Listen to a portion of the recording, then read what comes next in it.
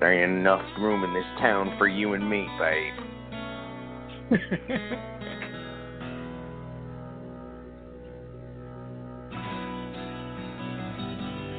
Welcome to Take Two Radio. We are pleased to bring you interviews with people in the entertainment and music industry, discussions and recaps of the 4 remaining daytime soaps. That's The Bold and the Beautiful, The Young and the Restless, General Hospital, and Days of Our Lives, as well as various other shows. For upcoming and previous shows, check take2radio.com. That's with the number 2. And you can find us on Blog Talk Radio, iHeartRadio, iTunes, and other streaming apps. Follow us on social media at Take2 Radio, and thanks for listening.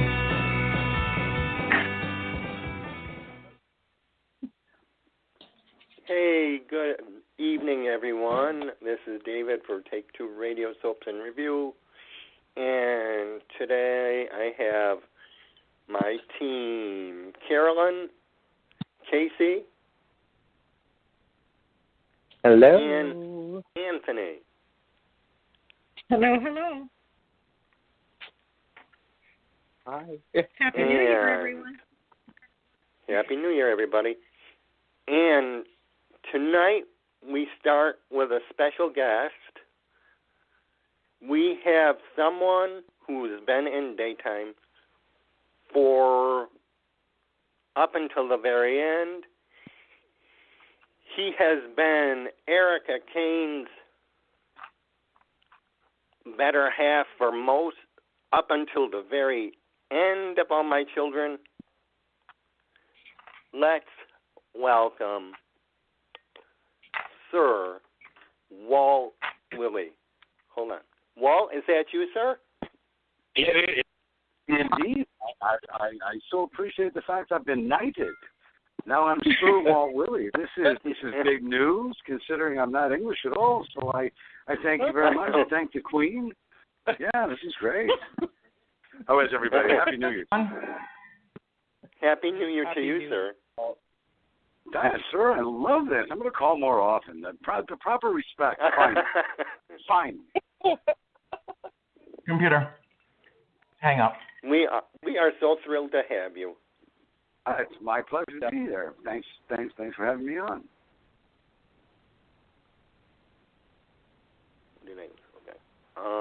Okay.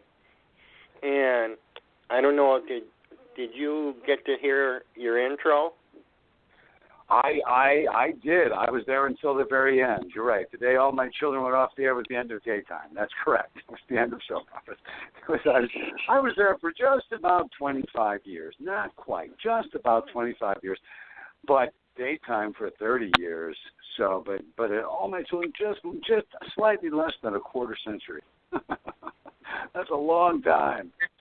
And if only I had been Erica's go-to, well, I was her go-to guy, but if only I'd been her better half, shall we say, for most of that time, she would have gotten into a lot less trouble.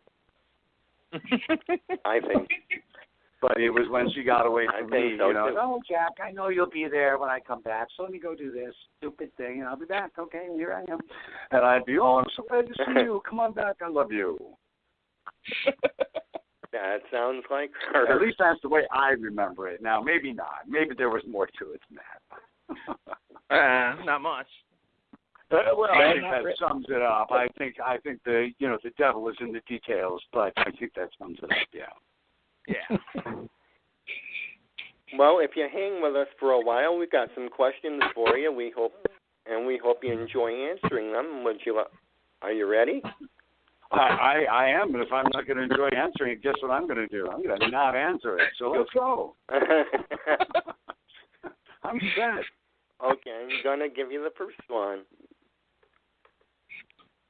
It says, your show, Wild Bill, has been in most cities for at least 5 years, if I can remember correctly. So how did it all begin for you? Oh, gosh. Well, you know, the handwriting was on the proverbial wall at All My Children, and indeed so much of daytime for so many years. And I've been doing stand-up comedy for over 20 years at that point. This is 2010, 2011 or so. And I've been doing comedy since '91. I was just kind of over it. I'm too old to be doing stand-up comedy, but I wanted to be able to get out and do something because I enjoy it, And so I thought, well, maybe a one-man show.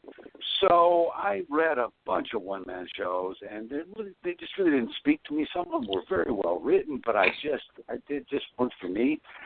And then I was back home in my hometown of Ottawa, Illinois, with my son doing Arsenic and Old Lace. So it would have been 2010. He was playing Officer O'Hara. I was playing Mortimer Brewster. It was the first time we'd worked on stage, really. And it was just a really special time. And we were going over to the train station nearby, this little town of Ottawa, Illinois, over in Mendota, Illinois, to pick up my wife and my daughter who had come in by train because they like to travel by train because they had all that time, I guess. How anybody travels by train is beyond me. But went over to pick them up and went through this little town called Troy Grove. And there was a sign on the outskirts of town that said, "Welcome to Troy Grove, birthplace of James Butler, Wild Bill Hickok." I said, no, wait a minute. I grew up, 40 miles from here. How did I not know Wild Bill was born here? My God, because when I was a kid, all that was on television after 6 p.m. were westerns, And Wild Bill is one of the, he was in his time the most famous man in the world after Lincoln, and Lincoln was dead. So this was a famous man. And I just started to read about him and read the legends and then tried to get to the truth and researched for about, I guess, 2 years, about a year and a couple of months. And then I started to write. Now, I had read all these one-man shows, so I kind of had a notion of the dynamic of it, but I'd never written a play or anything even approaching that. And it took me about a year, and I wrote the thing, and I was done with it when all my children went off the air. And that was 2011. That was on fall of 2011, if I remember correctly. And then March of 2012, I had it up in Marco Island, Florida. No full lie. I went to Florida when it was cold in March. So I've actually been doing it since 2012. I don't know that I've been to most states. I've been to quite a few, but I don't know that I've been to most states doing it. I do it a lot in the Illinois, Kansas, kind of this kind of Midwest area where Wild Bill actually was. I do it a lot in combination with a thing I call the in-school program, where I go into a high school and mentor and coach and like that for a couple of weeks, and then with the student crew put the show on as a fundraiser for their theater department. And I've done that quite a few times around the area that I grew up in, maybe Joliet and like that. But it's a fun show. I really enjoyed doing it. It's funny because after I'd done it, I was in Fort Worth. I was doing it for a cowboy association that was going to induct me and Wild Bill Hickok into the Cowboy Association of America. And I had to break it to them that Hickok wouldn't do that. He hated cowboys. He was a marshal where cowboys came in and just ripped his town up. He hated cowboys. So, I very kindly accepted the award for him and walked off. But anyway, but then I got a call from a friend of mine who was in a shooting club, a single action shooting club that I'm in out in New Mexico. And he said that he had just gotten something from somebody who was doing a thing about Wild Bill Hickok, and we're looking for actors. I'm like, well, Jesus, I've got this one-man show. I guess I should. So I gave him a call, and I said, let me send a tape of the show. And they hired me not only to play Hickok, but to co-write the episode. Because when I got in there, I'm like, so are you guys, like, telling the truth? I mean, do you mean to just, like, do the same legends, or did you want to tell the truth? Or they're like, oh, no, we want to tell the truth. And, well, all this is wrong. So we need to kind of go back to the drawing board, because there weren't 10 guys. They're not sure he was even there, stuff like this that just really wasn't so. What was part of his legend. So I picked up my first television writing credit on the strength of my first playwriting credit. So there you go. I guess that's pretty lucky. So I did this episode of Gunslingers called Wild Bill, Marksman and Marked Man, or some such thing. that showed on, I guess it was Discovery, and then was on the American Heroes channel. And I was the cover of the DVD release. Thank you very much. Wild Bill was the cover of the DVD. Anyway, it was a lot of fun to do, and I've had a lot of fun with the show. And it's interesting. When I knew the show must be pretty good because, of course, when I first started to do it, there were a lot of women dragging their husbands to it, because the show was off the air. It had been about 6 months or a year since the show had gone off the air. There was no no lasting presence of all my children after that internet version folded. And so, but I get so few. I always do a Q&A after, and I get so few questions about all my children. But I get these questions about Wild Bill. I'm like, wow, this is kind of unusual. I'm usually asking, how tall is Erica really? So it was so I knew I had kind of a hit, I guess, because people were asking me, they wanted to know more about this man who is the reason we say things like sit with your back to the wall and keeping your powder dry and shooting from the hip. These all came from Wild Bill. The dead man's hand, a pair of aces and a pair of eights. The boy was holding when he got shot. We still talk. We still use those things in our, it's 150 years ago, and we still talk about it. It's a fascinating man, not the legends, but the truth. Anyway, it was I love doing the research. I love writing it, and I love performing it. So if it's ever wherever you are, you should come out and see it. I would love to. No, I'm telling you, you need to. Do you understand me? You have to come out and see it. This is not a, maybe I'll see you there, Walt, kind of a thing. It's like, when I announce, you buy the tickets. There you go. You can come as my guest. That sounds like a good plan. It does to me. Yeah. It does to our listeners, too. That was a long answer to a very kind question. What's next? Yeah, well, that's okay. I'm going to take you back to daytime. We lost you better hurry because I don't remember much.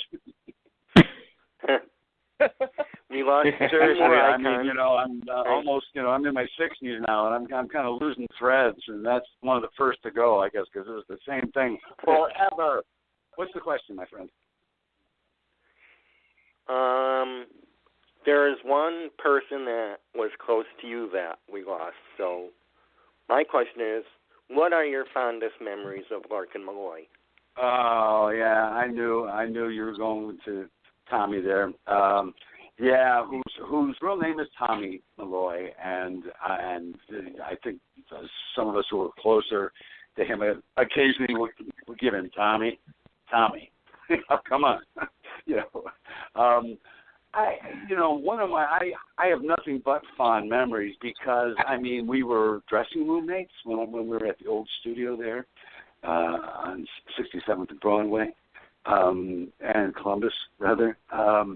We went on vacations together. We were brothers for a lot of my early years there. We behaved that way. And I was shocked to hear. I had seen him not too awful long before that, and knew his birthday was coming up, and it was just my fondest memory is kind of telling a tale on him, and I'm going to do it anyway. But the line was Jackson, and this was Travis's line. It was, Jackson, you're up to your neck in this thing. Well, Larkin couldn't say that to save his life. He'd say, Jackson, you're up in your neck. Not up in your neck. No. Hang on, I got this. Hey, all right. Jackson, you're up in your neck. And not up, it's up to your neck, right? Not up in your, what am I doing? And he just could not say it right. And this went on for 10 takes, which, daytime, you don't get 10 takes all day sometimes. And, we got to laughing to where it was just, there wasn't a chance. So they just moved on. Yeah, we'll come back to that in a little bit. Let's just go. But it was just one of my fondest memories.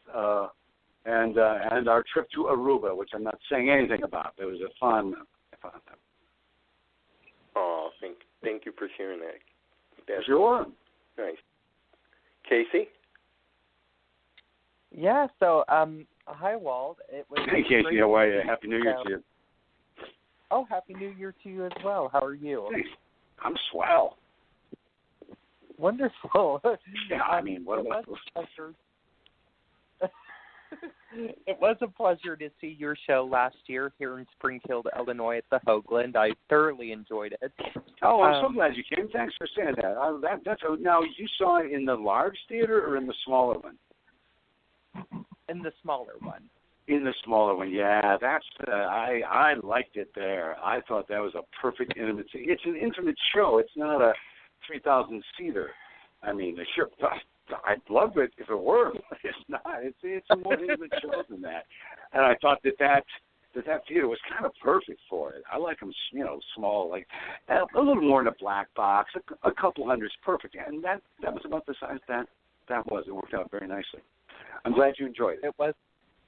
Oh, yes. And what I also enjoyed, of course, is growing up watching you as Jackson Montgomery and All My Children.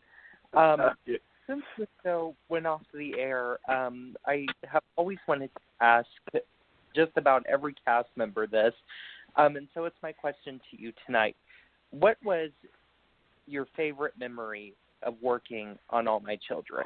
I to try to distill those down to a favorite memory, it was just kind of impossible. I mean, I have so many, and I treasure them all, and I just hope that I can keep them forever and ever. I mean, those hours and hours spent on set with Susan, where a lot of the time we just sat and talked, and she's so smart and fascinating and together and has got it going on. And I learned so much just watching her handle things, just watching her, the way she handled things. And said, wow, that's classy. That's just classy. I like you, So that's a fond memory of which I have multiple impressions. I mean, let me see. Do I tell tales out of school or not? I mean, I some of them are. I remember Larkin for my birthday once sent a stripper to the studio during dress rehearsal, I guess, because we used to block the whole show. We used to camera block the whole show, break for lunch, come back, dress rehearse the whole show, then have notes, then start taping the show when the news department was done with the videotape recorders at 3:30 or so. That's when we'd start to tape. So, so we'd spent a lot of time together in those days, the cast, because you were there all day. Every day you worked, you were there all day. And I think a lot of the time spent together was good and reflected in the scene work done. I think it was a different thing. So anyway, here comes this, I don't know, I can't remember, she was dressed as a cop, or I don't know, some ridiculous thing like that. And I'm like, what? Well, unbeknownst to Larkin, unbeknownst to me, unbeknownst to anybody, this thing was going out on the network feed. So the network feed goes into every ABC station, whether you're an O&O or an independent, and so you can watch the New York feed, one of many, in fact, anytime you want. I understand we had quite a few watchers that day. So that's another Larkin Malloy thing. I mean, I have memories going back before I was ever Jackson. I mean, I probably worked for, I'm going to guess, 40 or 50 times as an extra, under 5, day player on All My Children. I grew up, well, not age-wise, but in terms of learning that business, learning that microcosm of entertainment on that show. I mean, I was Palmer's hang on now, I got to get this right. I was Palmer's limo driver. I was Adam's jet pilot. I worked at the not the Gold Coast. No. The one where Candy Early used to sing at. What the heck was the name of that restaurant?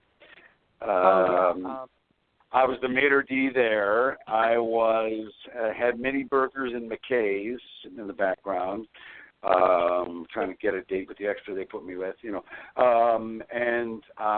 John the Yard Man on some of the, I was on all the remotes, all the remotes. I just thought it was a funny Ruth Warwick story, I can't tell. And, so I literally, I mean, that was one of my first jobs in New York.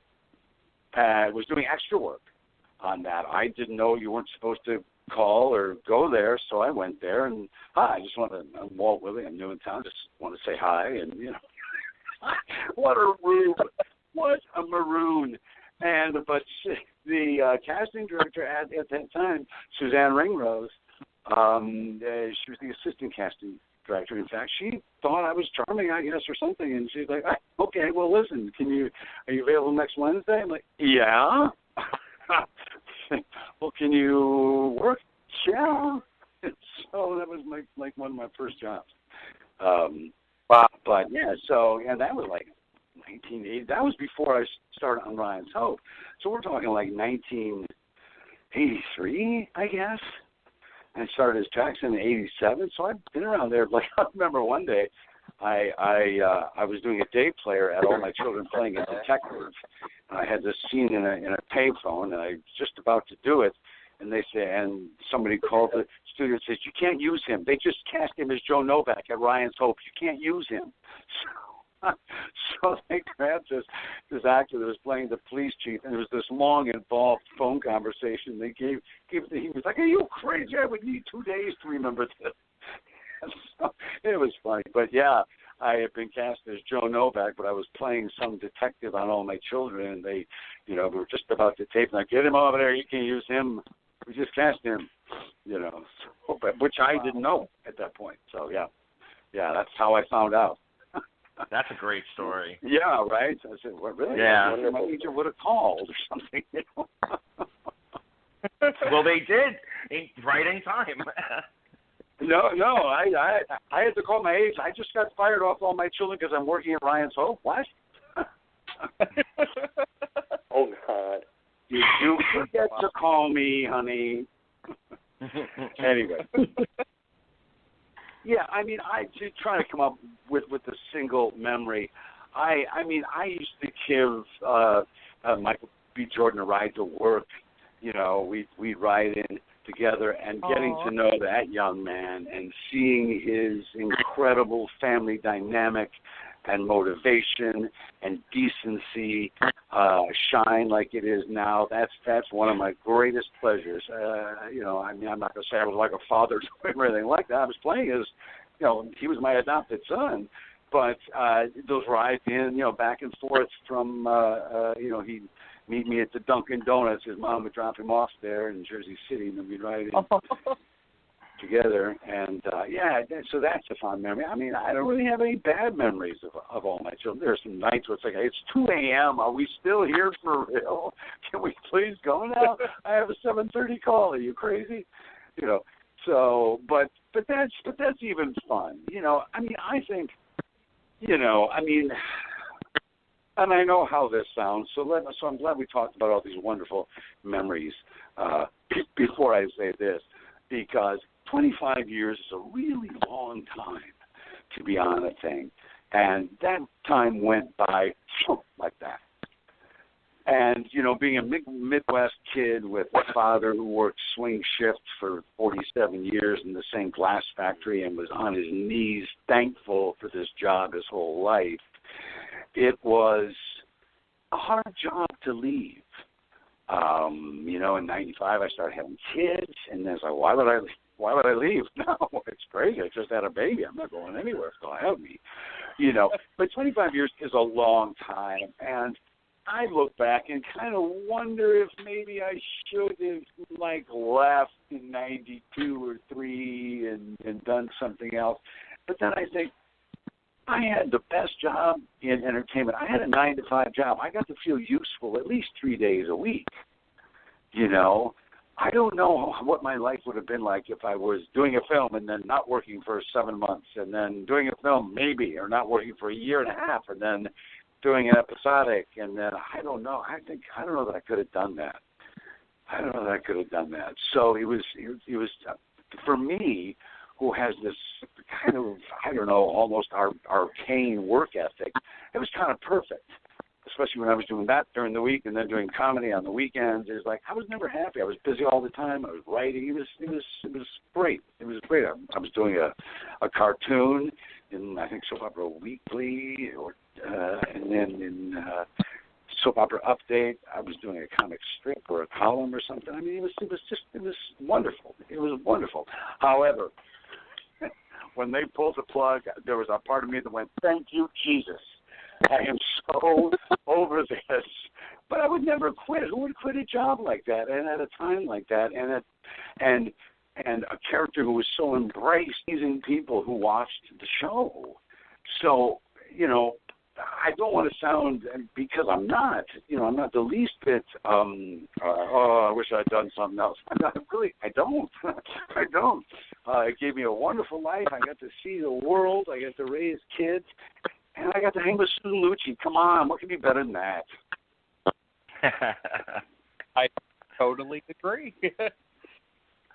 If these answers are too long, just let me know, because I live alone, and no, I'm kidding. We'll take you for as long as you'll have us. Wait for it. Yeah. Amen. Casey, did you have something else, my dear? Yeah, Kay, do you have one? Our other co-host, Candice, could not be here tonight because she's feeling a little under the weather. Oh, you know what? So you take an Alka-Seltzer, flu or cold, and you get in the car and you come down and you talk to me. Come on.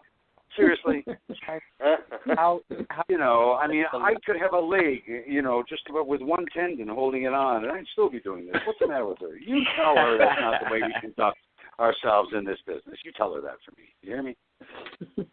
There you go. You just play this portion. You call her up when we're done. You play this portion of the show for her, and then tell her she wants to call me and apologize. I'm up. 6:30. I'm up at least another hour and a half. Well, hurry and call me. We'll let her know. I'm retired now. I don't stay up late anymore. So funny. Oh wow. Casey, he's in bed after his I know episode. you've got another one. What is it, my dear? Yeah, so Candace wanted to know. Okay, no. I don't care what Candace wanted. If Candace wanted to know so bad, she would be there in studio with you asking me this question. Candace doesn't care. Candace, why should I spend one moment of my energy trying to come up with a cute answer for Candace's query? Because she's not there. Oh. Seriously. What did you want to know?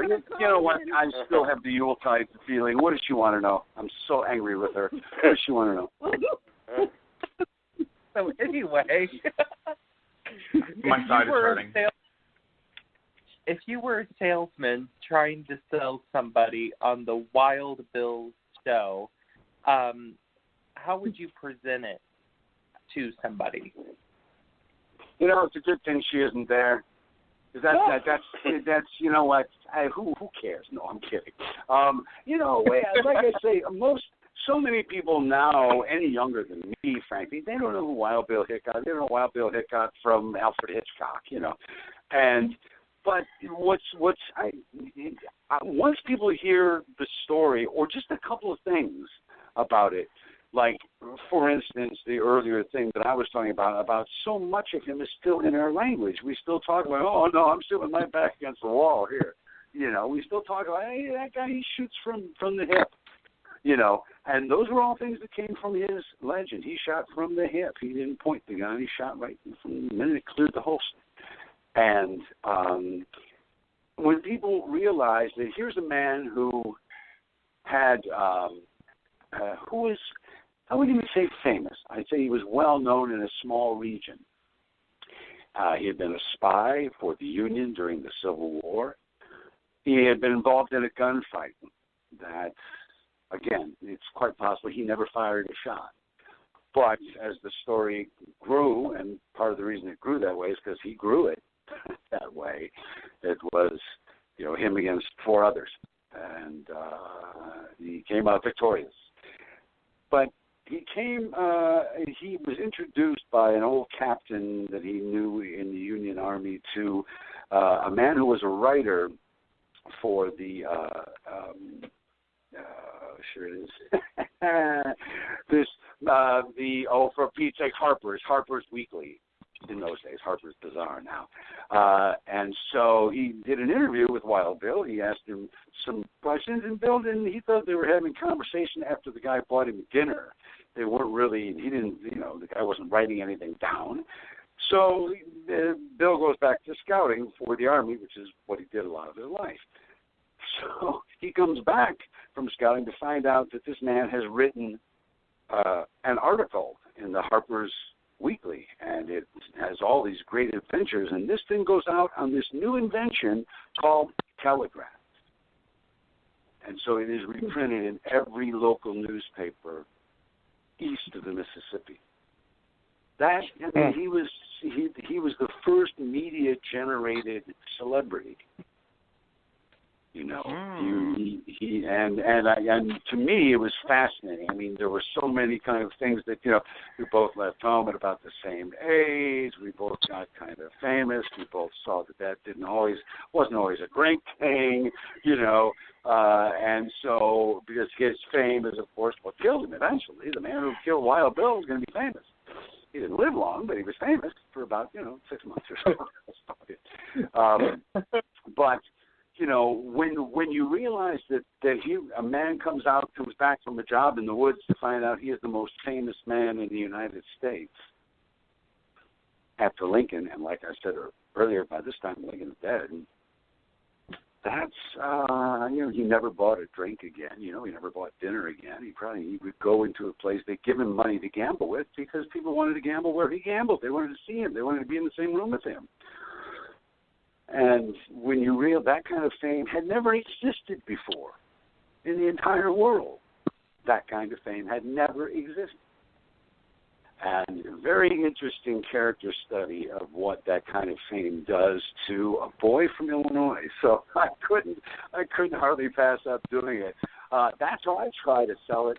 The truth and travails of the world's most famous man. People came from Europe that he would take them out scouting in the Old West. They came in from Switzerland, just to ride with Wild Bill. He was happy to take their money and give them a lot of BS. Oh yeah, well, I killed 100 men, 1,000 Indians, maybe more. It's ridiculous, That people are like, oh my God, and what about Barry? And this is wonderful. Isn't it wonderful? But he didn't make it to 40 years old. So anyway, that's how I'd sell it. And if anybody would give me that kind of time, I think I'd have them. I think you would too. Yes. Now I see the show again. You will. Case, you have any more? No, that's all. Yeah, you got to make up for Candice and that lame question of hers, Casey. All right. Oh, I'm still Carolyn, so angry with her. Maybe Carolyn can help out with that wall. Hi, Walt. Go ahead, Carolyn. Hey, Carolyn, how are you? Happy New Year to you. I'm good. Happy New Year. Thanks. I hope you go easy on me. Oh my goodness, poor Candice. Hey, sure fair. You know what I mean? You showed up to do it. You could be sick with the dengue. Who knows? But there you are. So okay. That's all I care. My first question is, where do you draw your strength from doing a one-man show like Wild Bill? I don't know that there's a lot of strength to draw. I just hope I remember the 60-page monologue. It's like, how stupid am I going to look up here if I can't remember this? So that you can draw strength from that. Like I said earlier, I had spent so many years doing stand-up, which I loved. I loved owning the stage. I loved working alone. If you do well, you do well. If you don't do well, you got nobody to turn around and point a finger at. And I liked that. I thought that was a real kind of raw, edgy thing, which I didn't need to do at all. As a matter of fact, the lawyers at ABC took me to 21 for lunch one day to try to convince me what a bad idea it was. but I did it. They thought it was a really bad idea. But because I was terrible at first. What kind of stand-up comedy do you do? Well, I worked pretty blue. I mean, I would do an hour, 20-minute set. I mean, and I wrote constantly. The show changed considerably over the 20 years. But I worked blue. I guess I was most influenced kind of by, the Jonathan Winters, Robin Williams kind of lunacy, non sequitur stuff. And, when I was growing up, I found my dad's Red Fox records, and then I found out about Richard Pryor. and I listened to that on record. The first album, the first 33 and a third RPM record I ever bought, first LP I ever bought was Bill Cosby's. I started out as a child. I was really into comedy as a kid, and I always wanted to do it. But Richard Pryor, to me, he doesn't speak to black folks. He doesn't speak to white folks. He speaks to folks, and he spoke. God rest his soul. Speaks yet today, because you can still watch him. You know what I mean? He spoke the truth. Everything that he said. It's so funny because you go, yeah. And it doesn't matter if you're black or white, green, purple, whatever, you go, yeah, that's the truth. That's so funny. That's the truth, And so I tried to work that way. So my whole show was nothing but truth. I didn't write jokes. I mean, I wrote, I don't know which way this goes, but the definition for comic is one and comedian is another, and one says things funny, one says funny things, but I can never keep straight in my head which one is supposed to be which. I didn't say funny things, I said things funny. That's kind of how I worked. Yeah. So I told stories, I didn't tell jokes, I told stories. And, interesting. Peaks and valleys, and they moved one into the other, so it was like, I went a 10-minute monologue. I thoroughly enjoyed it. There's a great energy you get from the audience, and the more you get from them, unless you're ducking things they're throwing, the more you get from them, the more you want to give them back. And it becomes this kind of like two stars locked in each other's orbit, passing. Now that I'm retired, I watch and read a lot of science stuff, so let's forget the two stars analogy. It's probably not going to work at all here. The push-pull of the energy between the audience and up there doing stand-up, I just thoroughly loved it. My second question is there a reason why you speak in character of Wild Bill in your anti-bullying campaign? In my what campaign? Anti-bullying. You have a campaign, correct? Anti-bullying.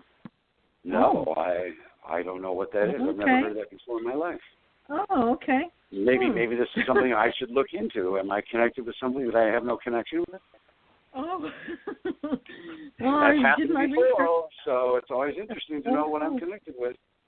Okay, well, I'll have to do my due diligence. Let me know, and then once you find out what's going on, I want Candice to call me to tell me what it is.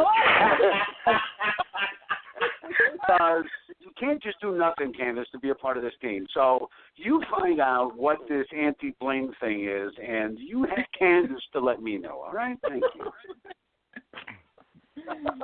All right. Well, before I leave, I love your website. You've got the best website. Did you do it, or do you have a company that does it? No, thank you, Bonnie Vance, a lovely woman named Bonnie Vance, whom I guess I've been working with for some years. I have a really terrible time-space thing. People say, "Oh yeah," that was like.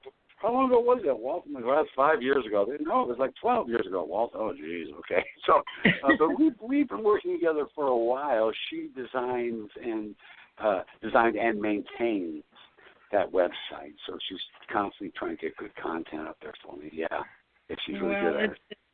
It's great. It's great. Lots of information and very, very well done. Well, and I want to thank you. Did you subscribe to updates while you were there?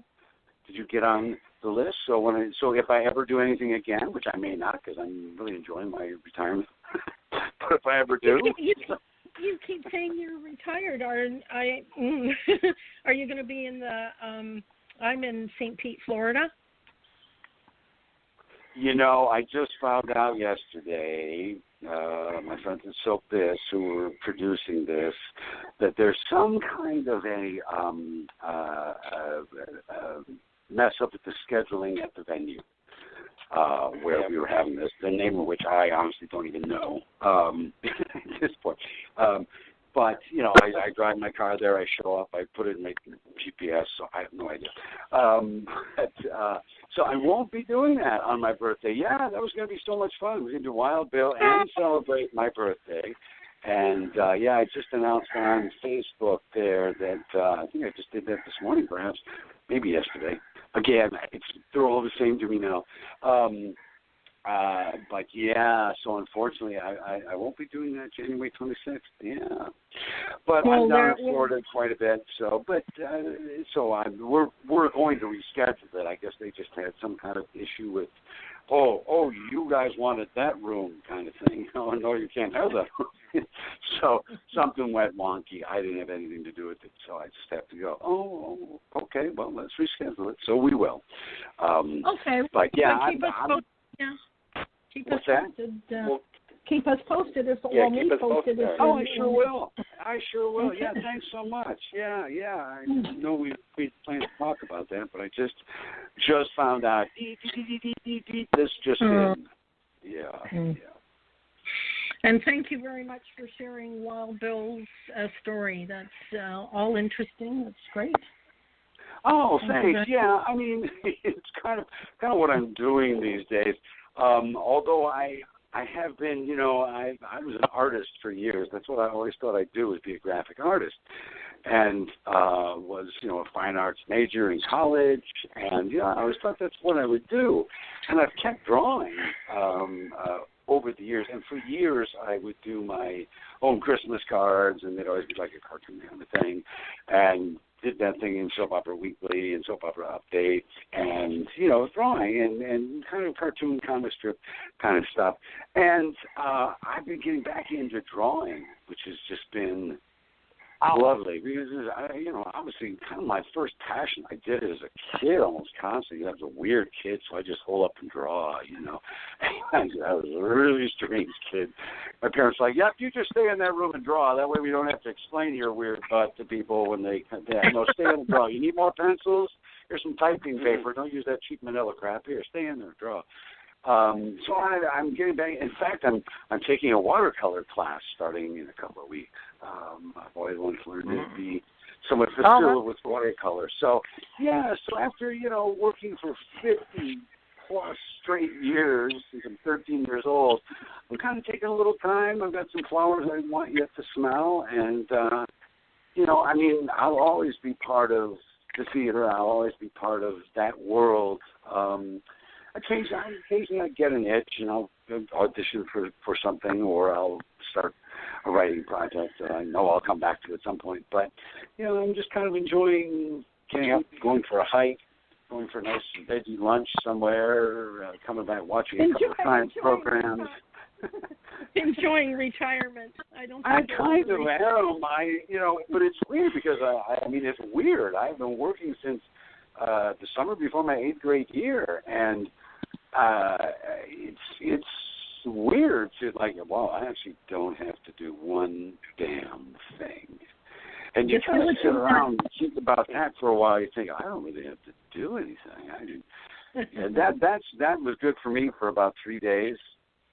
Then that was no good for me at all, because what I did was nothing, and I couldn't do that. I just couldn't do it. But I just moved to Nashville for I just moved down here. So I'm in Nashville now, which is kind of a cool thing. I was in my hometown for several years. I think I came back there in 2014 and got the community theater running and the children's theater, but we lost our theater space. Just about the time I thought, what, I love doing this, but maybe there might be something else I need to do. I don't know.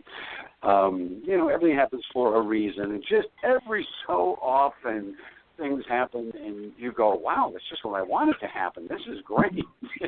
Not very often, but things kind of conjoin occasionally at a good place, and you go, wow, this is what's like when the universe is being nice to me. I like this. So kind of a change of life here, volunteering at the zoo, stuff like that. And I'm just digging it. I'm just loving it. It's nice. Talking to my kids a lot, seeing them quite a bit, fly out to Denver to see my girl at the University of Denver, and fly to New Mexico to see my son there and play in his band and stuff. And, it's not such a bad deal. Yeah, it's all good. All good. Anthony? Sure, Walt. My name is Anthony. I'm from Staten Island, Anthony, New York. How are you? I'm so sorry. I didn't realize we had this whole line of people. I'm sorry about the grief. I'm so sorry. Nobody talks to me anymore, so I talk when I've been saving this up for about 4 months. No, bring it, bro. Bring it. Anthony, go ahead. I actually met you a few times. One being at Super Soap, which was phenomenal. Those were fun, huh? Super Soap was fun. They were fun. And you were one of the ones that came for the fans. There were some that came, did their thing, and bounced off, didn't want.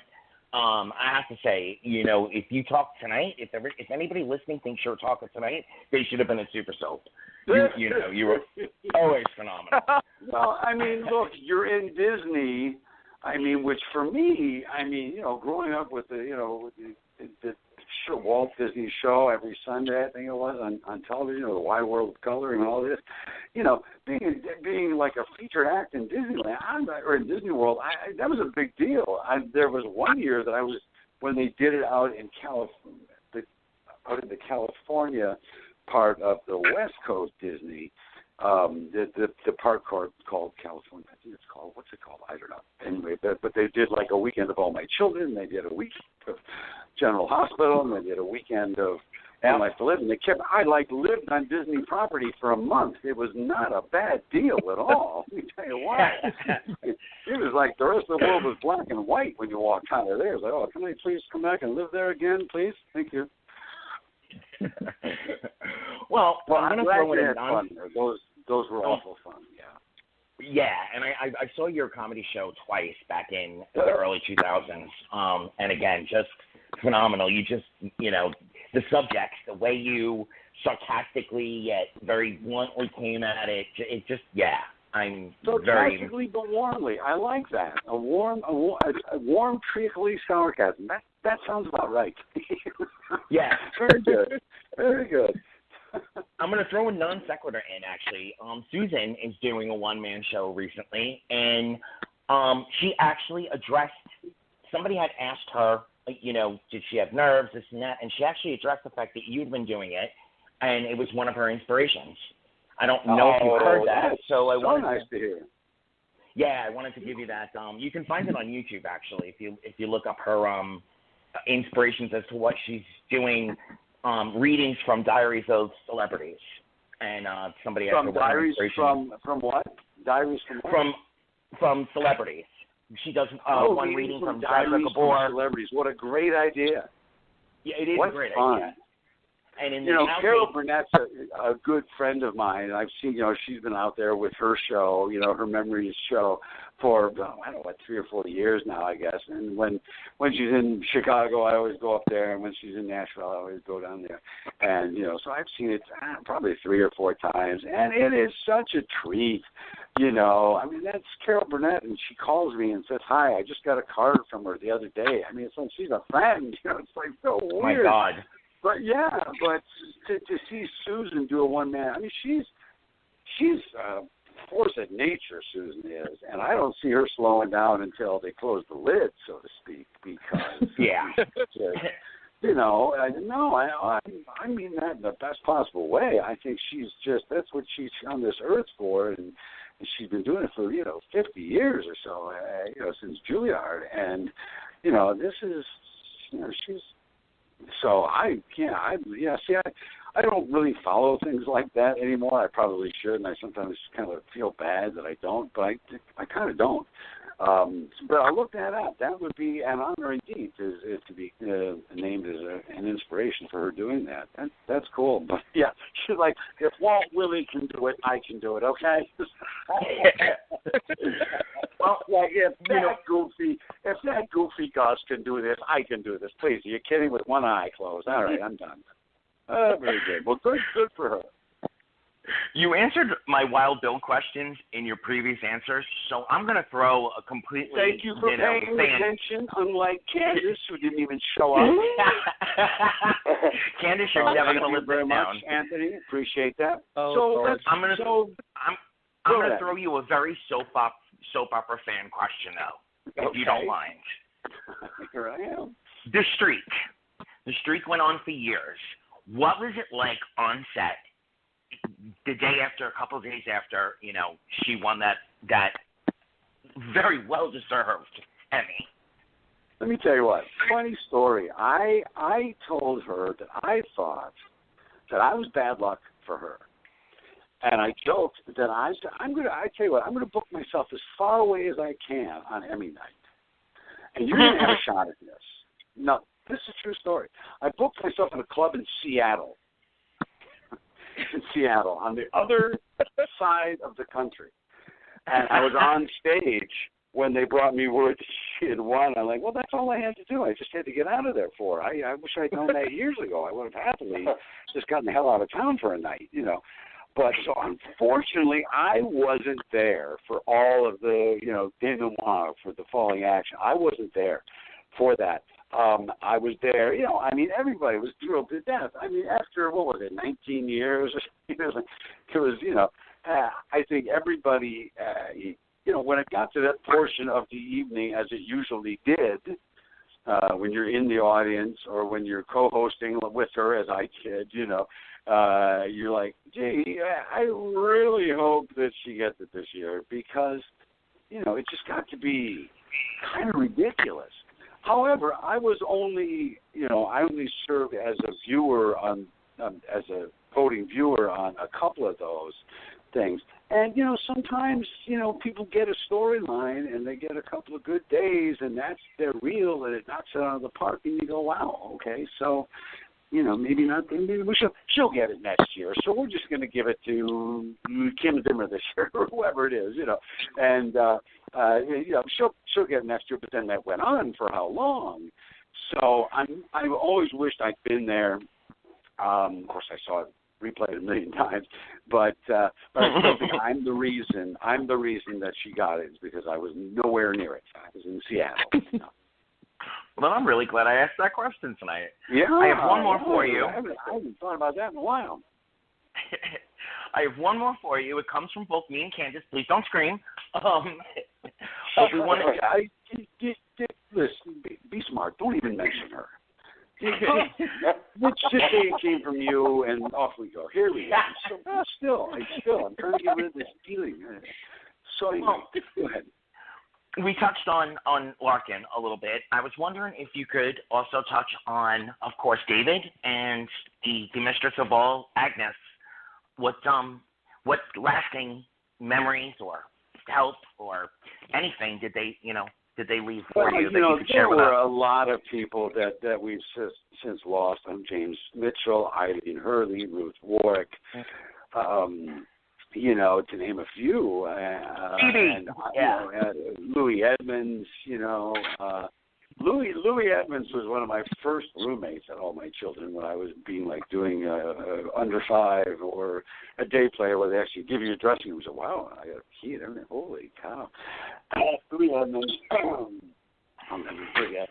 Oh, my dear boy, I think you're going to do so well. You're very handsome and you're quite a good actor. I think you're going to do very well. I said, well, thank you, Mr. Evans. No, call me Louis. I said, oh, well, that's okay. I don't know that I can, but look, I used to watch him on Dark Shadows, So, yeah. So I was like, I'm gonna, and he said, tell me, dear boy, do you smoke marijuana? Yes, actually, I do. And he said, here, try this. We grow this out on my farm in Martha's Vineyard, but sit down when you do it. So one of my earliest memories of All My Children was getting a joint from Louis Edmonds. Oh, my God, classic. Yeah, oh, my God, yes.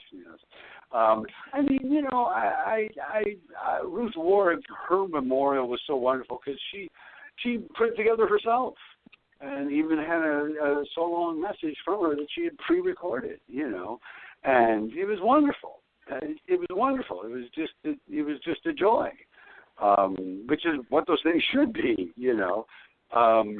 But, David Canary, who, David Canary, one of the most solid actors that and a learning experience of working with. I remember I think it was my first day on the show, I think my first scene was with him. Maybe not. Maybe it wasn't. But one of my early storylines was with him because I was pitting Adam against Palmer, something about a political action committee fund I was raising for my brother so he would not win the Senate, something, I don't know. It was very early on. And I remember David Canary opening the door during our scene, I'm knocking on the door outside the Chandler Mansion there, or whatever it was. And he opens the door, and all I can hear is dun dun dun dun dun dun dun dun dun dun. Oh, Virginia City is on fire! Whoa, no! And I mean, he was just incredible. Candy. I worked with him some at Another World. So I worked with him. Was it Another World that he was on before he started Children? I think so. Yeah, for sure. And I had done just a little work. That was actually my first contract was on Another World with Ving Rhames. Ving Rhames and I were hired to be the bodyguards for the Queen of Tankir, Cecile. I don't know if that means anything to anybody, but so I got to beat up Steve Schnetzer a lot. So cats. This is like 85, I think, or something. Yeah. So, but yeah, Bing Rhames. Here's the funny story. So, Bing a big man, big arms. He's got that voice. I'm going to get medieval on you. And so we get out. Well, I'm feeling so great because like the first week we shoot in the studio. The next week we're all going to go to St. Thomas in the Caribbean and shoot on location. And I'm a scuba diver, and I guess that was one of the reasons I got cast because we needed to dive. Well, evidently, Ving Rhames told him, yeah, I'm a scuba diver. And so we get there, and he's like, I don't even swim, man. So I got to do all the scuba diving. And the first night I'm there, I blew my back. Feeling changed or something. I blew my back. I go to this island doctor's like, what do you get? Some Quaaludes or I don't know what it was. Some, very strong OxyContin kind of thing. And took care of my back pain, but, and so this pain is on shooting down my left leg. So my left leg was very weak. So I'm in scuba diving and I'm swimming, but I guess I'm kind of swimming in a circle because my left leg is so weak. It's not pushing my fins like my right one. Oh my God, what a hoot! And poor John Weitzel, the director, he's on the boat. His feet are so sunburned he can't get his shoes on. And I'm swimming in circles. I don't know what. Get Ving in here. He can do Ving. Come on in. I don't even swim, man. It was my break-in to the miracle of daytime television on remote. Wow. Well, sir, you have been an amazing interview. I knew it was going to be a fun night for sure. I'm a gas bag. I can't help it. I'm a gas bag. I don't get out much, So. Thank you for being my therapy. Oh, thank you for being our therapy. Well, there we go. People helping people. It's a great story. That's what it is. Well, Walt, why don't you tell them your website and anything else that they can look you up on, so at least we get you some chatter after tonight. Oh, sure. Well, sure, because this is what I do. I am at Walt Willey World. And that's Willey, Irish, not English. WaltWilleyWorld.com is the website. I'm W. Willey, again, WWILLEY, on Twitter and Facebook. I think I'm Walt Willey. I think there's a Wild Bill site and there's a Facebook site. But the best thing to do is go to the website and then sign up for updates, and then we let you know what's going on whenever it's going on and when it's not going on, I guess, as well. Awesome. All right. Wonderful. Have a great 2019. Hopefully we see you soon. I would love to, yes. And tell Candice that I do still have a soft place in my heart for her, but it hardened up a little. We will. Okay. All right, very good. Thanks, Fred. Good night. Thank you, Walt. Good night. All right. Bye-bye now. Oh, my gosh. Well. I need to wipe these tears from my eyes because I laughed so hard. Yeah, my side is hurting. You know, I had to call. Carolyn, are you okay? Yeah, I'm good. Oh, good. I didn't want him to take out his frustration out on Candice, on you for one. That was just so funny. He was so much fun with that. Oh my God! I wish we could just soundbite it and throw it at her the next show that we're on. 2 weeks from now. David, you have homework. Yeah. Yeah. Hopefully, I can get to that. Hopefully, I can get to that. Great. Guys, it's 8:00. We had him an hour. We did, and I mean, we like to talk. Dude, we touched on every kind of subject you can think of. You know, the highs and lows of All My Children, marijuana. I think he was like overtly telling us that he was being hit on. I wish I could have been in the room. That was an interview for sure. I will tell you, when I met that man, I mean, he still got some strength to him, because when he shook my hand, oh Lord Jesus, ooh, I was about to be Brooke Logan. I was gonna snatch him up. Oh, I got a hug that went almost into a butt grab, but thankfully someone stopped me from doing it. But I almost butt grabbed the man, and the hug was bear crushing. Bear crushing. And Walt, if you're still listening, these are compliments. We love you very much. Absolutely. All right, well, our queen here is raring to go to talk about her show. Yeah. Days of Our Lives. Carolyn, it's all right. Carolyn, how about we ask Anthony how he liked Leo and Xander? Oh! Oh, my God. Y'all don't really want me to answer this on air. All I can tell you is, sometimes you go through Kleenex because of an episode like Bold and the Beautiful that we just watched, and sometimes you go through Kleenex because after you watch a certain episode, you just can't get it out of your head. I need more of Leo and Xander. That's all I have to say. Well, it was quite epic. And I have to give the award again to Ron and his team. I don't know a lot of the names over there, so please forgive me. But Ron and your team, I have to give you the award again for shocking us out of the box. I did not even in any of my soap imaginings see that coming. Carolyn? No, I sure didn't. But I know the fans love Xander with his shirt off.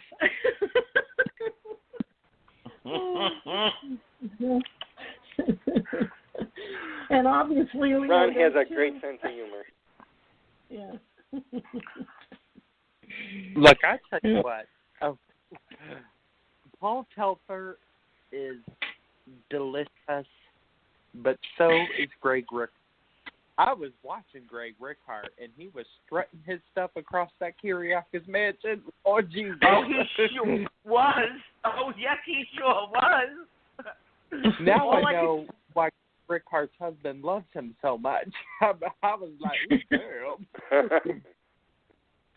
I honestly thought to myself back in the day, I don't know if anybody remembers that's listening right now or that's on this actual conversation, but back in the day when Lucy Coe came to Port Charles, she was the mousy librarian.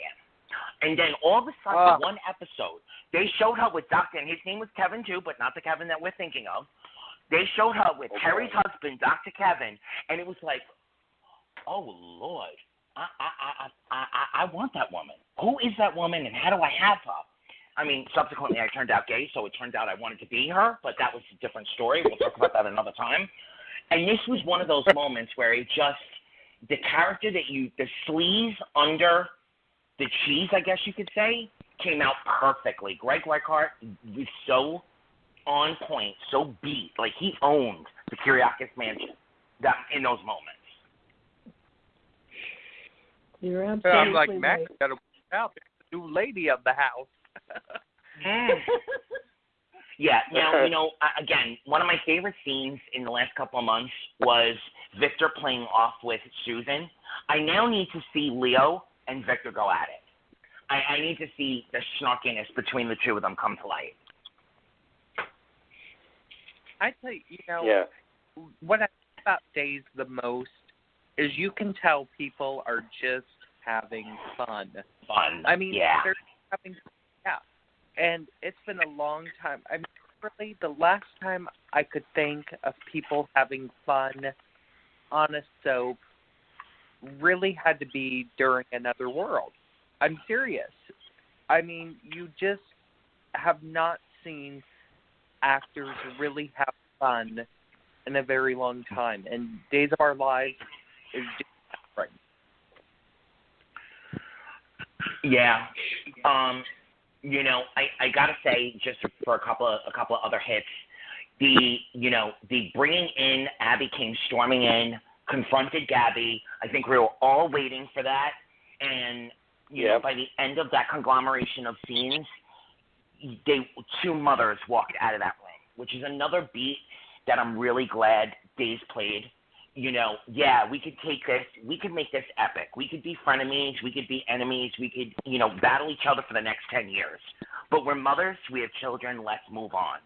They got all the snark out, they got all the emotion out, and then they walked away as women. And I was really proud of those scenes too, I have to say. Yes. Oh, and I have to needed agree. today. Yes. Doing the damn Needed. thing. I mean, I need Camille to get an Emmy nom up here. Yeah, I'm kind of with you there too, and she's not my favorite, but yeah, I'm kind of with you. These scenes, the last couple of months, she's done some amazing work. And they've been renewed. And they've been renewed. Yay! Yes, they got an early earliest renewal in almost a decade. Yeah, and I don't think anybody listening right now is shocked. I mean, they really, 2 years ago, they said to themselves, look, we have one more shot at this, so let's make the most of it, and God bless you. Thank you for all that you put out there. You took it and ran with it. And we'll get an actual anniversary season of a show that wasn't so lucky 5 years ago with its 50th. I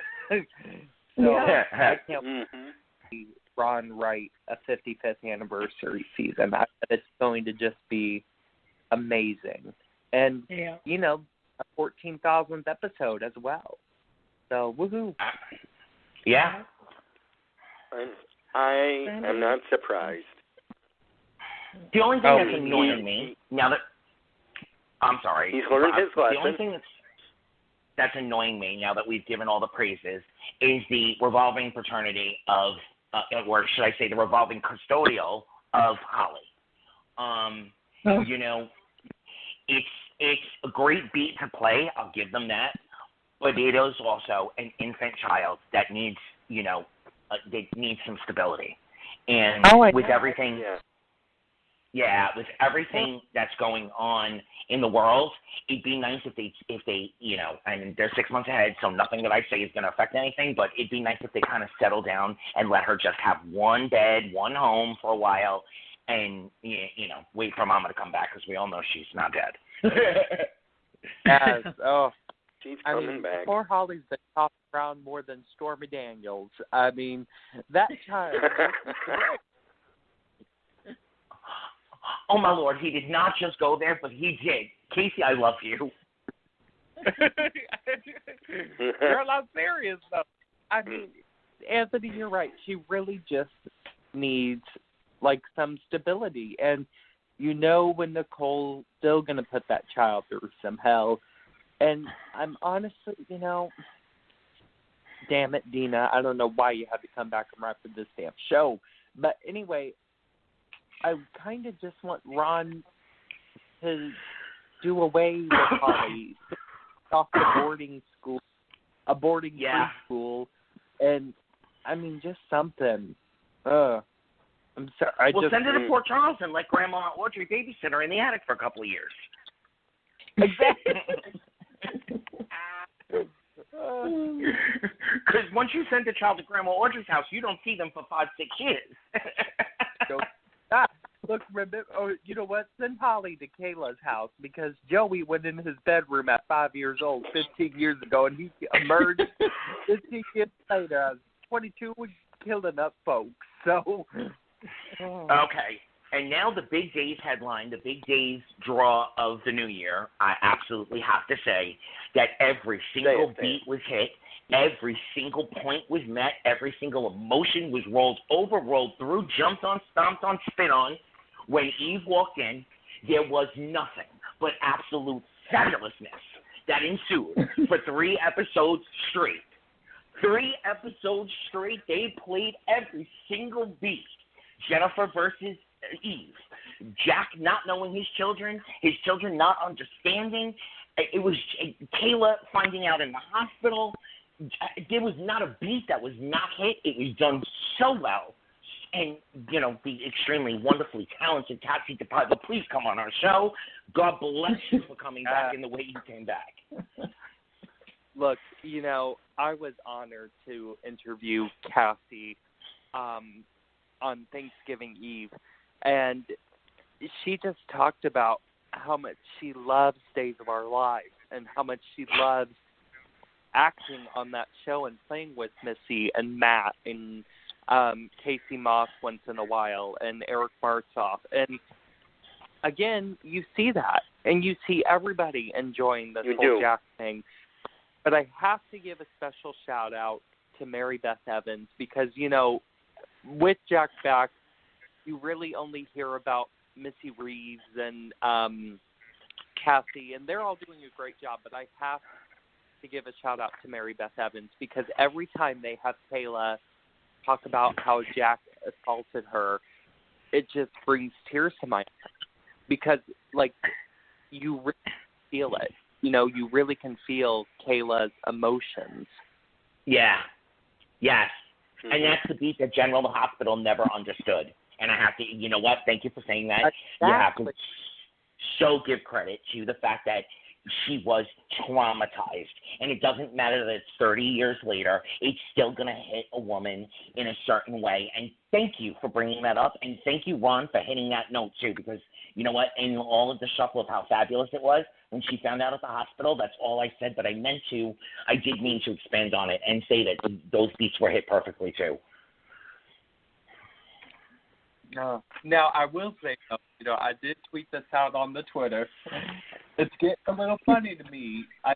Jack is the Dixie Cooney of Salem because nobody's shocked, really, that Jack is coming back anymore. They're like, oh, Jack, I like your haircut. You know, like, it's happened so many times that nobody's really shocked anymore. They'll go, oh, really? Dad's back? Oh, okay, JJ, let's go have breakfast. Yeah. When Hope ran to Jennifer after she saw Jack, it was like, oh, I just saw Jack. He looks good. You think he's going to be around for long? Hope's nice dialogue.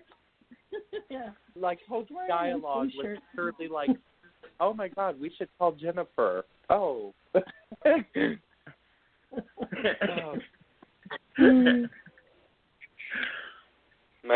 Anthony and everybody, my question is, was that the last we saw of Tyler? Yes, that is the last of Tyler. Oh. The next time we see Stefan, it'll be Brandon Barash. Forever. So they get rid of the character because Tyler ain't coming back anymore. Broke that exclusively a few months ago. He's done, and you know it's just so sad. I wish him the best. I won't speak on his personal matters. We all know what they are, though. But I really do wish him the best. Because I love Tyler Christopher. I grew up watching Tyler Christopher like we all did. So, fingers crossed he gets... Yeah, there are some roles that, you know, you can't that an actor, that's like trying to bring in Susan Lucci on General Hospital as anyone else. Somebody's mother, a rival mob boss. It doesn't matter what part she plays. Everybody's going to be looking for the Erica Kane in whatever she did. God willingly that we would ever see that happen. It's kind of the same thing. No matter what they did, he was still so close to his Nicholas that they weren't going to see him as that whole character of Stefan. I hope Brandon Barash gives it a fresh. I like the character. I want the character to stay around. I think that there's a lot of story to tell with it, and hopefully they give he gets a good shot at being able to flesh it out as a whole character. And on that note, General Hospital, we don't know for sure that Nicholas is dead. So you know what? Bring back the master to where he belongs. Well, look, there you I'm go. just saying. There's your lead into General Hospital. Rumors on the street are that Tyler Christopher contacted some people over at the GH asking for his job back. Mm-hmm. Well, oh boy. Maybe. I'm just all right. That's all I'm saying right now. Well, Queen CAROLYN, I know that you have some family responsibilities tonight. Is there anything else you want to bring to the show tonight before we move on to another show? No, actually, we covered it very well, and not. If Tyler Christopher's going to General Hospital, you might get me interested. Mm-hmm. Well, if Detective Chase Shirtless hasn't gotten you over there, then I don't know what will. Maybe Detective Chase and Nicholas and Tyler Christopher Shirtless in the same scene? Maybe? I don't know. I don't know. You're lucky Maybe. when I don't have the same. You're lucky CAROLYN? when I don't have the same taste in men.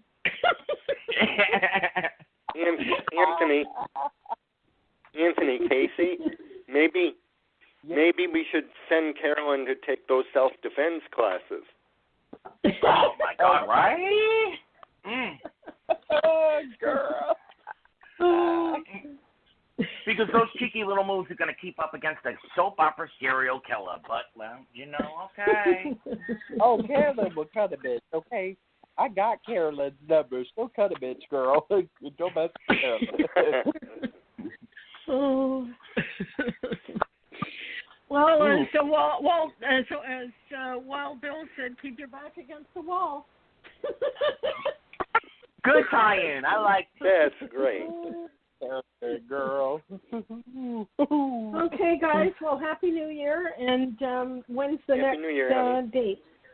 Thank you. When's the next date? I would say 2 weeks from tonight. The 24th. 24th. Okay. Yeah. Well, you guys have a great weekend. And poor Candice. I'll see her on Twitter. Candice is just getting raked over these holes tonight. Oh, yeah, there was a lot of shade thrown there. Uh-oh. Over the shade. Oh. Well, I'm about to throw a whole bunch more shade. All right. And wait till we get to the Young and the Restless. I'm going to throw that shade, girl. Oh, my God. Yeah, there's some Young and the Restless. You know what? Let's go right to Young and the Restless. We'll save General Hospital. Go ahead, Casey, because I know you got the same shade I have. Go ahead. Oh, God, I'm so done. Throw that shade. Oh.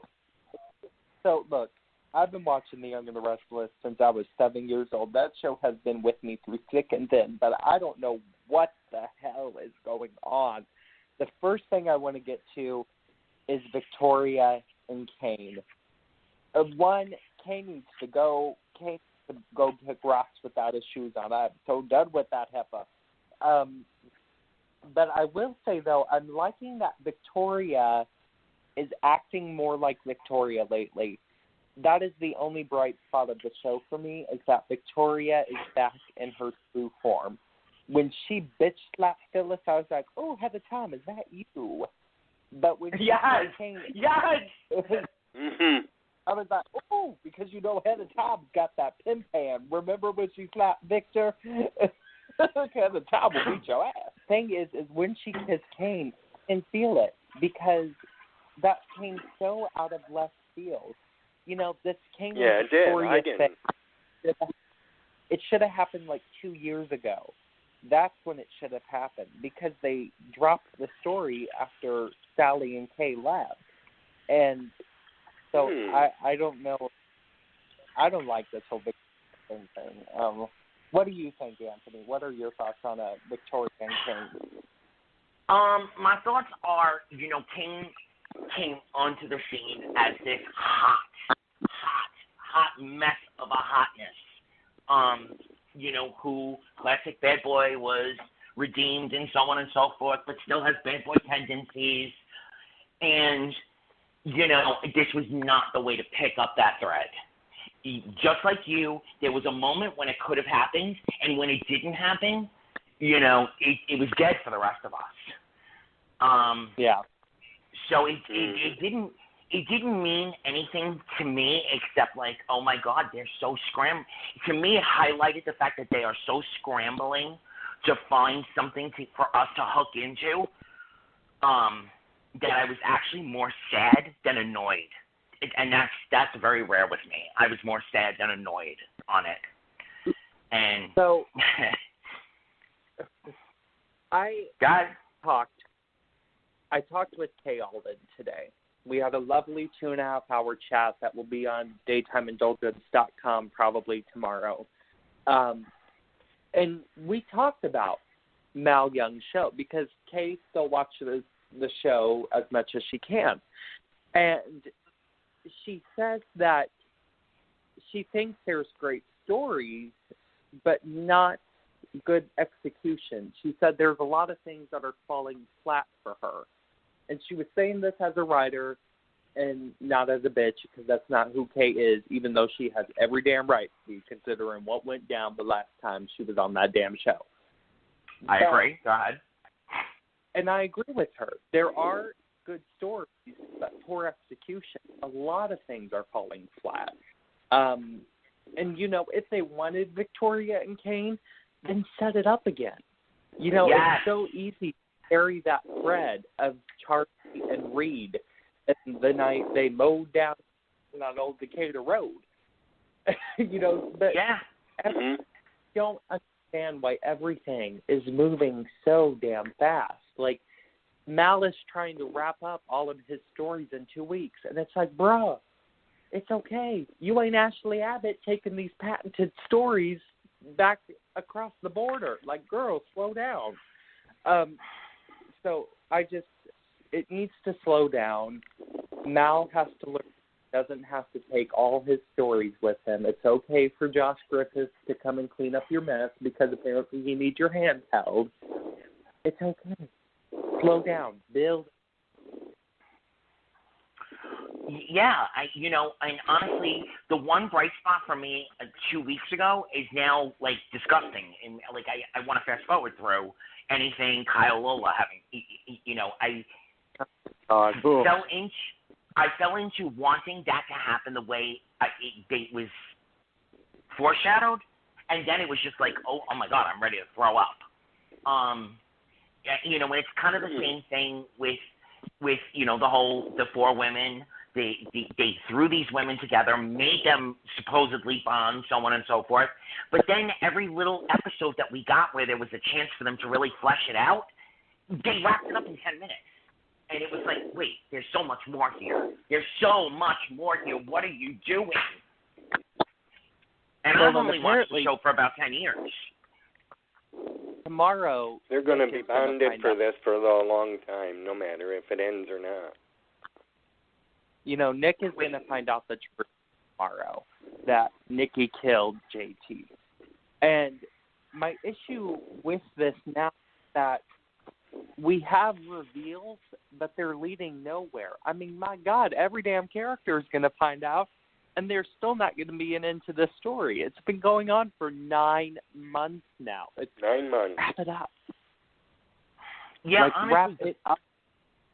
The best solution could have been that it was Reed and Mac the whole time, and come in, blow it up, and then put it to bed. That would have been like the easiest and best solution. Well, but this is just going on and on to nowhere. This is the last train to Peoria, Illinois that nobody wants to be on. Please forgive me, anybody listening from Peoria, Illinois. I don't mean anything against y'all people, but nobody wants to be on a train to Yorktown at 11 o'clock at night. Lord Jesus, you don't want to be on a train at 11 o'clock at night. Okay. And so, here's what I need to happen with Josh Griffith, and I'm okay with this. His first episode, you have Jess Walton sitting in a chair in the Chancellor Mansion, and you just have her all of mouth stories away. You say 6 months later, and you have her kind of recap what happened in the 6 months we didn't see, and then you start completely fresh. I would be okay with that. Have her at That's what Catherine's he did death. the first time, basically. Isn't that what he did the first time when he and Jill took over back in 11? No, he wrapped stories up really quickly, but he didn't do a time jump or anything. Yes, that would be phenomenal. Have her sitting at Catherine's death. Yeah. Go ahead, David. If I remember correctly, it was at the time. You remember Christine was suing Phyllis for the wrongful death back then. Yes, and there wasn't a time jump. They just very quickly wrapped everything up. They just very quickly went. Yeah. And that's when they introduced Carmine, by the way, who is somewhere in the. He'll be back very shortly. That's when they introduced Carmine, by the way, and I just and Leslie. Oh, Jesus. Yes. All right. Well, I mean, Casey, David, anything else standing out for you about Young and the Restless right now that you have to touch on? Just that. Not. I want.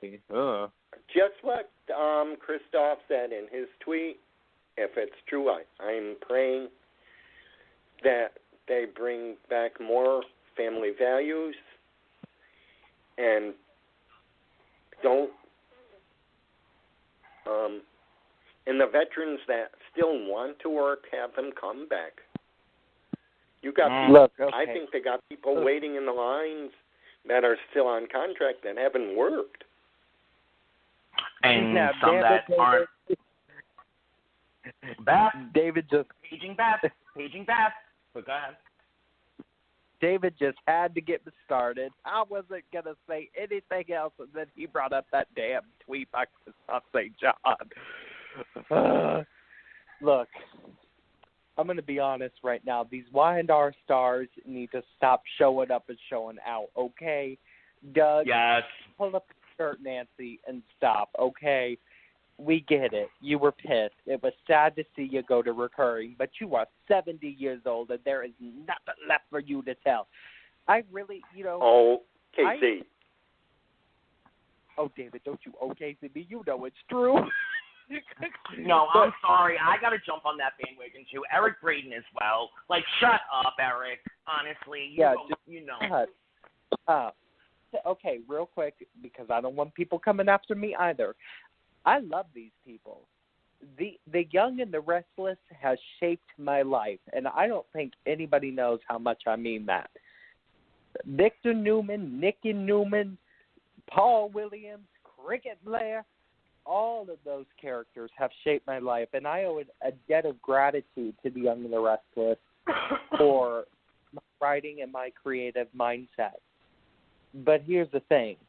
Stop showing out on the Twitter. Delete your damn Twitter icon from your iPhone because nobody wants to hear it anymore. It's getting to the point where we just want to watch the show. Okay? Just stop. Anyway, now you can go to the next soap. Well, from Young and Restless, we'll go to some that are bold and sometimes beautiful. And we had ugly cry. We had a very, how do we categorize this right, David, Casey? We had a very interesting 8,000th episode We had a culmination of a storyline that I'm still shaking my damn head a little bit. Why did you have to bring in the very talented but yet very kind of oily when he's on screen, Wayne Brady? I mean, did anybody have any like powder puff for him? Because there was like, there was shine. I mean, it was blinding shine. We didn't need him. We had players on canvas that could have taken that role and ran with it. We did not need him. That was a stunt casting that just fell so damn flat. I'm giving you all my opinion. I'm sorry that I'm hijacking at the moment, but you built up what we were going to see as, the opening of the next year's worth of storytelling. That's what you built up to us. That's what you touted us in with. And then that's the story that you gave us, and a lot of us fans felt, I won't say betrayed, but felt used. Not that I didn't cry 3 boxes of cheap Kleenex, because I did. 3 boxes for me too. It wasn't what it should have been for someone who has watched it for as long as I've watched it. I thought it was supposed to be celebratory. When I was speaking with CAROLYN today, she talked about how she believed The Young and the Restless didn't receive a lot of Emmy love early on because they didn't. It took Young and Restless a long time to get Emmy love, past their Emmy for Outstanding Drama in 70. When did they? 78. 76, 78.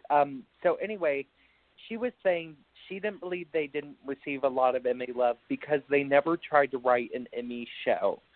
That one show that you really worked up to stand out from the rest of the year.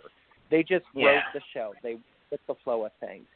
Then when we talked about The Bold and the Beautiful, she said The Bold and the Beautiful, where Brad Bell is different from his father, is he loves to write an Emmy show. And she said they're great shows. It's just it's something she didn't have to do until she got out of the realm of The Young and the Restless. And so with this 8,000th episode, Brad wrote his Emmy show. He wrote his whole Emmy week, everything. Anika Noel, she's going to get a very well-deserved Emmy nomination next year, and she'll probably even take it home next year as well. But here's the thing. That was a really lovely week. It was just amazing. It blew me away, acting, everything. But now we're just going to get back into the normal Bold and Beautiful. And it's starting to really irk me that we have one great week when we still have 50 weeks left to fill. Yeah. And so I don't know where Bold and Beautiful is going to go from now, but they need to keep up their momentum a little bit more.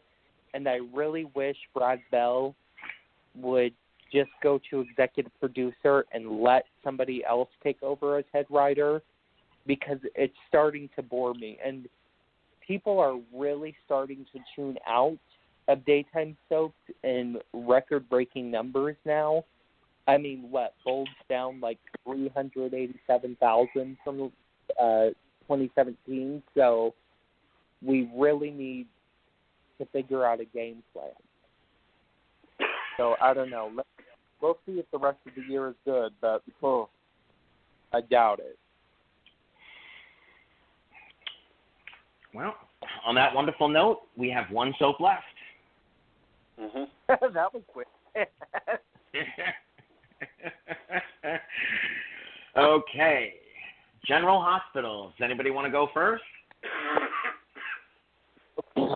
Look, see, David's coughing to try and get out of it. All right. Well, then I'll go. First off, I just have to give an extreme amount of props to the other day, the opening sequence with Lucy and the book. If that wasn't so damn cute, I don't know what was. Oh, yeah, that was nice.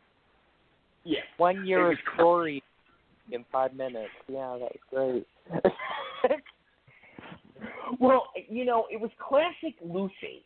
and everybody interacting in a way that made us all tickle for a few minutes, which, General Hospital is not, since they lost, Tracy, Luke, a lot of the one-liner players, there hasn't been a lot of fun moments in the show in a long time.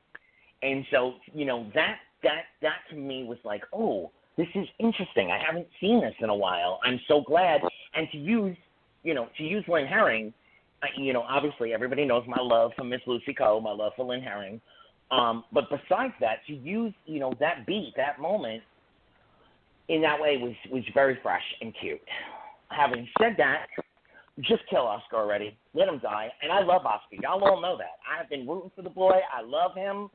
But, okay, if you ain't going to kill him.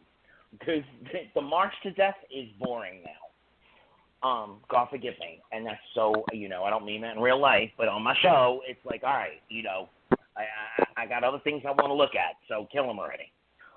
I do want to give props again to Will Lipton.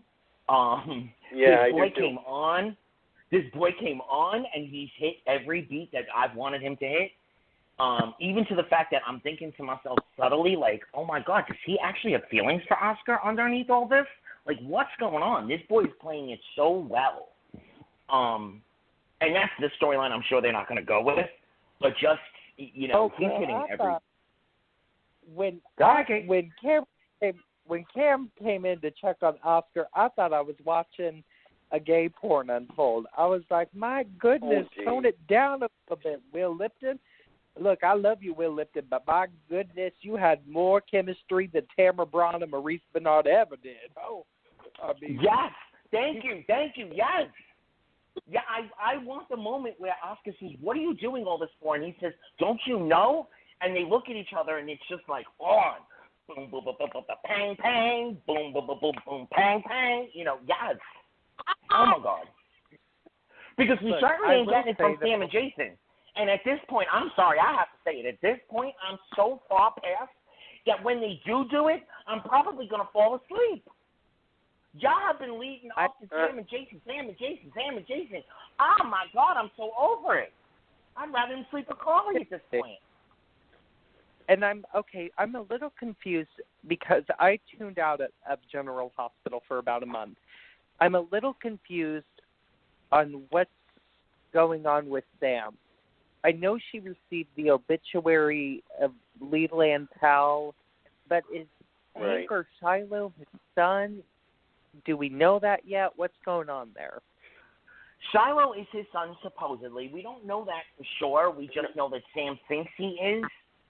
Not Leland Powell's son. He's not Leland Powell's son. He isn't? No. He's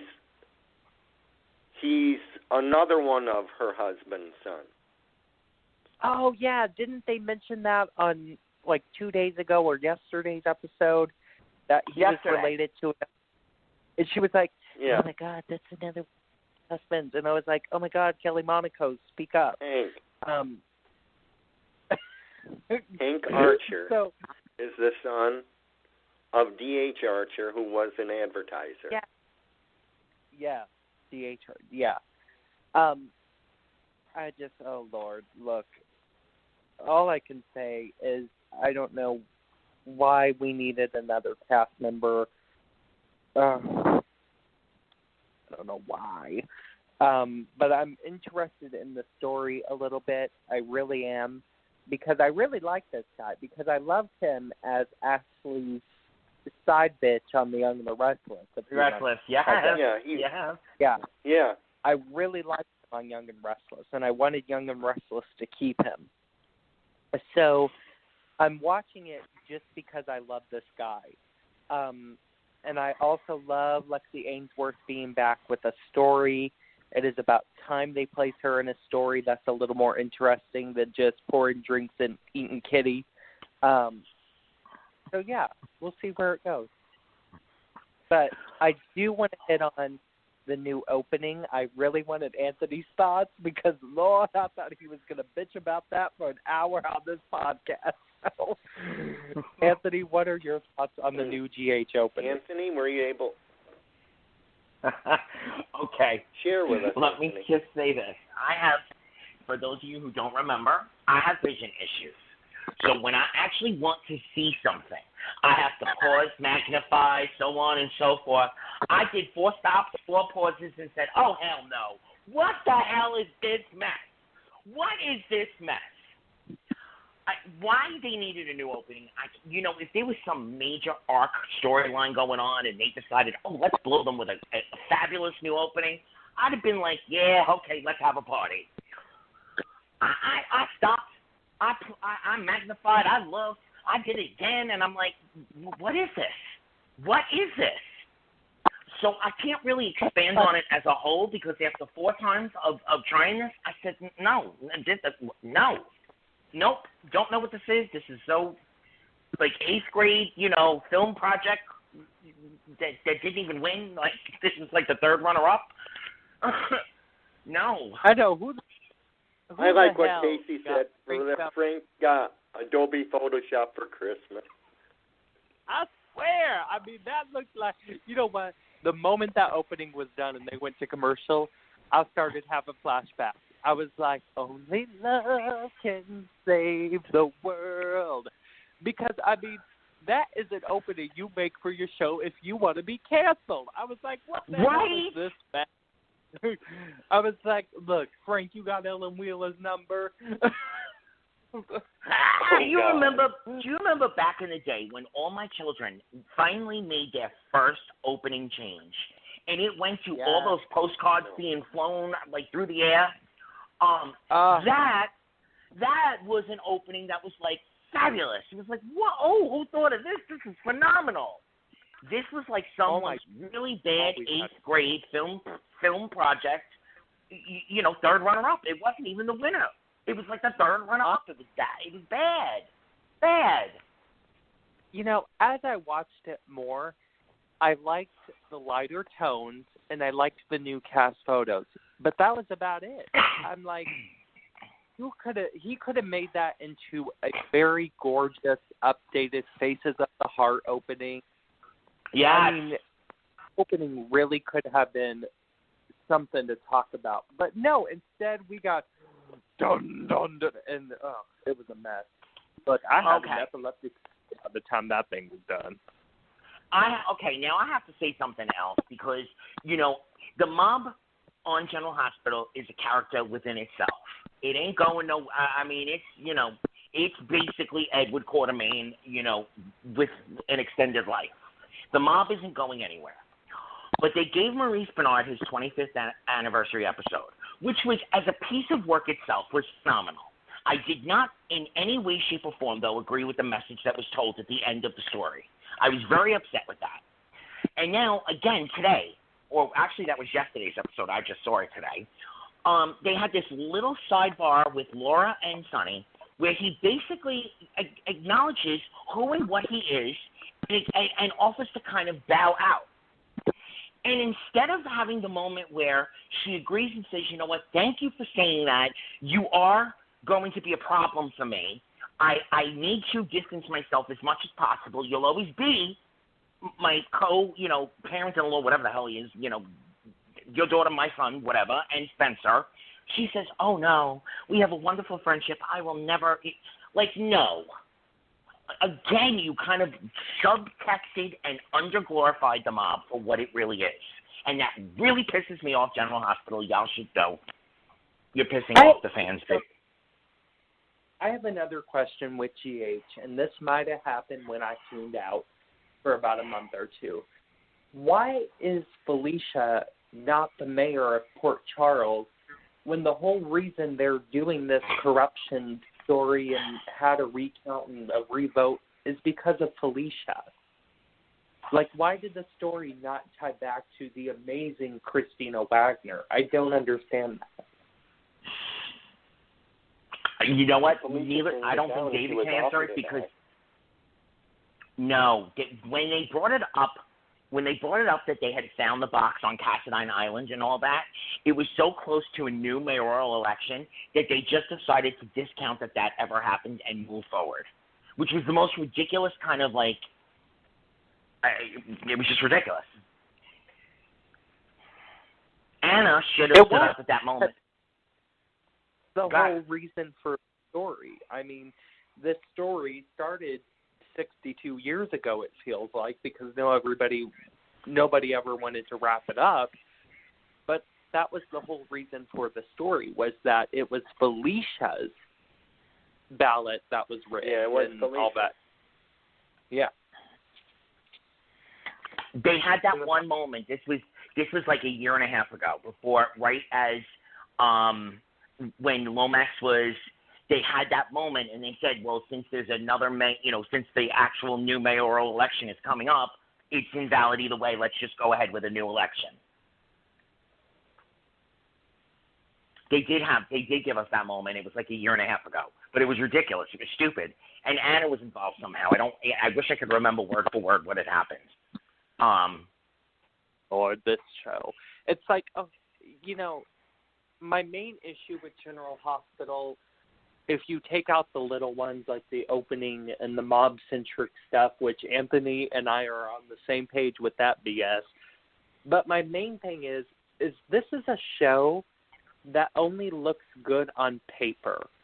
When I was reading those recaps, because I used to read Dan Kroll's Soap Central weekly recap. Thank you, Dan Kroll. The show sounded fabulous. I mean, it really did.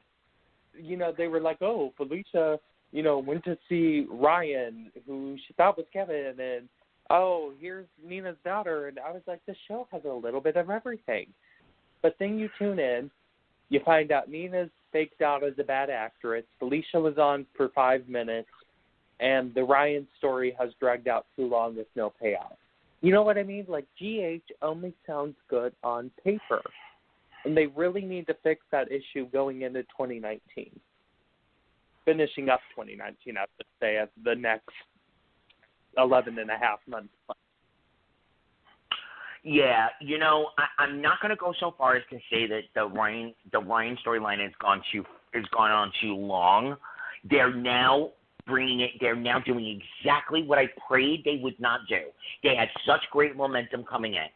When he went home with Lucy, pretending to be Kevin, pretending to be sick, it hit every beat. 2 days later, he killed Mary Pat. That was like so well done. Now it's beyond cheese. It's beyond camp. Right as Kiki was killed, it was sitting on the fence. It could either fall on the side of greatness or fall on the side of cheese and camp. And I prayed and prayed and prayed that they would do all the right things with this storyline. Bring Felicia back. Hit the note. They brought Mac back. For what? It was such wasted. Like, I almost hit fast forward. It was wasted. It was useless. It's now gone into camp.